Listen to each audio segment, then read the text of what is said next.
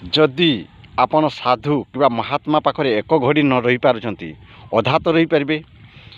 तो जदि अधा समय भी न रही पारुछंती ताठारु भी आहुरी अधा तो रही पारिबे। देखंतु एक घड़ी इक्वल टू 24 मिनिट। जदि 24 मिनिट जदि न रही पारिबे तेबे तो 12 मिनिट आपण रही पारिबे। जदि 12 मिनिट न रही पारिबे तेबे आपण 6 मिनिट तो रही पारिबे। जदि 6 मिनिट भी जदि साधु सन्त महात्मा ज्ञानी मानकर साथी रे जदि आपण संगत करिवे तेबे आपणकर कोटि कोटि अपराध कोटि कोटि पाप मध्य एवं कटिजीव आपण को मुक्ति भी प्राप्त होइजिव।